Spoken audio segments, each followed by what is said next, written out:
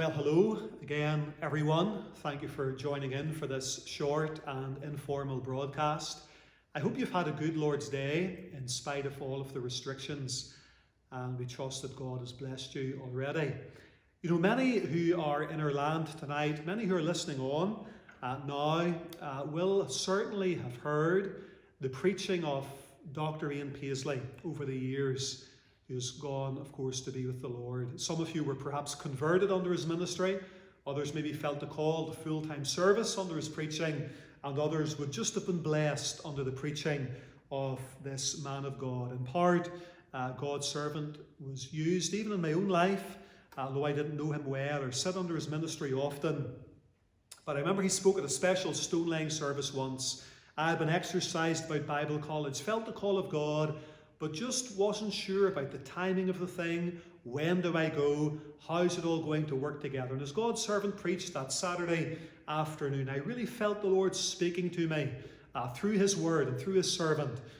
Now is the time to go. Go ye in and possess the land. Ye have dwelt long enough in this mount. And I knew that that was God speaking to me even at those times. He was still the moderator of our presbytery whenever I was first interviewed about Bible college.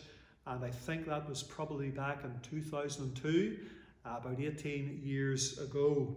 So a lot of water's passed under the bridge since then. You will have your own memories of God's servant. I remember the first time that I ever met Dr. Paisley or ever seen him in person, face to face. I had been brought up, I suppose, in quite a sheltered background as far as churches were concerned. We grew up going to a Presbyterian church. And we really didn't go to much outside of that. We went there on a Lord's Day morning, Sunday school, and a worship service quite often in the evening as well.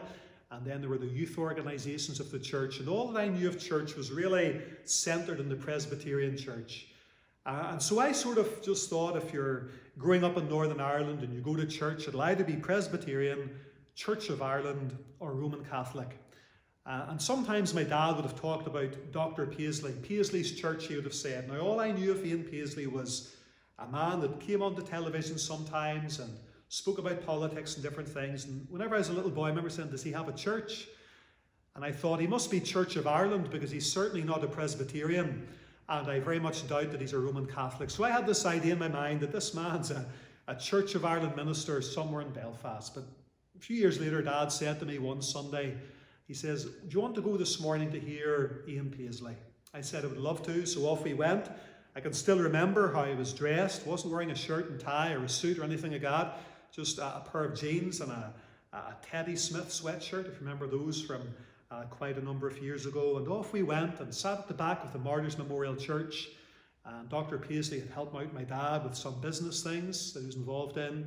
And he was just coming down the aisle. He reached out his hand to shake my dad's hand, and my dad introduced me to him, and I stood up and shook his hand, and he looked me in the face and said, oh, he's a big lad. He says, I can look him in the eye. Little did I know that several years after that again, I would be a member of the Free Presbyterian Church, the denomination that God's servant was instrumental in founding. Now, during the 20th century in this lovely and beloved province of ours, God raised up many, many faithful men of God to preach his word. We think of men like W.P. Nicholson. We think of Pastor Mullen. We think of others like Samuel Workman, men who did a great, great work for God. But undoubtedly, Dr. Ian Paisley was certainly one of the great preachers of the gospel and teachers of the word of God. Preached with power, with passion, and with fervour. Some of you will have heard some of his famous sermons, 5 Steps to Genuine Revival. If you haven't heard it, you need to listen to that. You'll get it in sermon audio. 60 Minutes to Go, great gospel sermon, and many, many others. Used of God, both in the gospel and in teaching and in revival ministry as well. My grandmother didn't get converted until quite a bit later in life, maybe in her 50s. She took ill one time. And I remember my mum saying as a little girl, she remembers her mother being stretchered out of the home, taken off in an ambulance. Thought she'd probably never see her again. It was very, very serious. But by and by she recovered after a lengthy stay in the Royal Victoria Hospital. And it was during that time of hospitalisation that she came to faith in Jesus Christ. Her life was changed in a wonderful way. My grandparents never owned a car. They live very, very simply out in the countryside there in a little place called Board Mills, not far from Saintfield, Carryduff, the Temple Crossroads, just in the middle of that little triangle.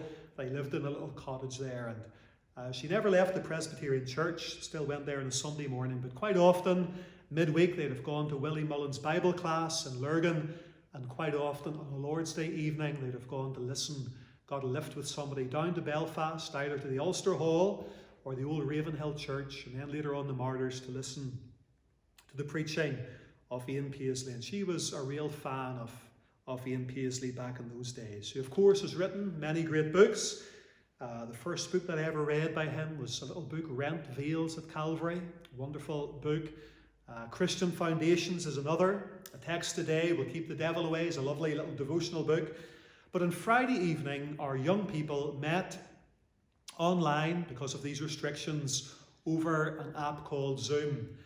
And our good friend and brother in the Lord and colleague Kyle Paisley, the Reverend Kyle Paisley, who for 29 years has been faithfully preaching the Word of God across there in the mainland, came on and gave something of his testimony and spoke about his childhood, his conversion, some of the struggles that he had with assurance just after that, and then spoke to young people about guidance and the will of God. And during the course of his speaking to the young people, he made mention of this book.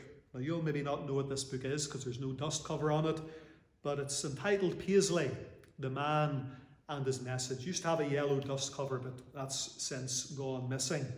And he spoke about this book, and as he spoke, I thought about the times whenever I've read this book. And I can still, whenever you read a book and it challenges your heart, it blesses your soul, you can remember maybe where you are whenever you got the book, how you came to have it, maybe where you were when you were reading it, and your emotions that you had as you read it. And this wonderful book is just a book of gospel sermons preached by God's servant. It was published in 1976.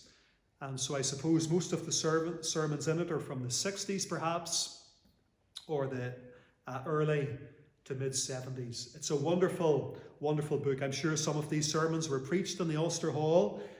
Maybe others were preached in the old Ravenhill Church. But some of them have great titles.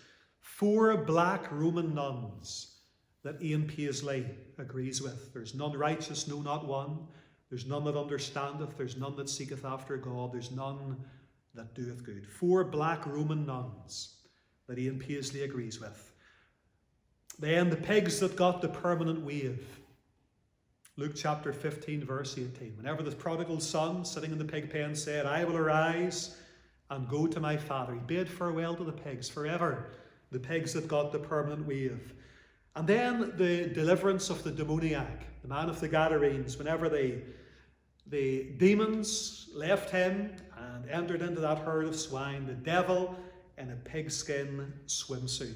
Wonderful, wonderful gospel sermons that will stir your soul. Great titles, memorable outlines, great application in the gospel, and very simple as well. Easy to understand and very, very relevant. Soul-stirring, convicting, but most of all, Christ-centered. There's also a photograph section in it that's quite interesting because it shows the faculty of the Theological Hall back in those days in 1976, and also the ministers of the Free Church of Ulster back then. See Uncle Fred there, our brother, the Reverend Fred Greenfield, John Greer, Trevor Baxter, Jim Harton, and many, many others, looking a lot younger, maybe less wrinkles, a little bit thinner perhaps, a little bit more hair, and so on and so forth. Wonderful book to have. I looked last night on Amazon. There was 2 copies last night on Amazon, and there was one on eBay. I encourage you, if you've got 10 or maybe 20 pounds, just not sure how much it was, but if you've got a little bit to spare, get this book. It's a real, real blessing. Maybe you have Christians that are a little bit older in your family, and they might have a copy of it. Beg or borrow it. Don't steal it, but beg for it, borrow it, read it. You'll not enjoy it as much if you steal it. You'll feel guilty. But they're brilliant sermons. You'll get them in sermon audio, I'm sure, many of them as well. The old sermons, gospel preaching of Dr. Paisley. What a man of God. So much to be thankful for.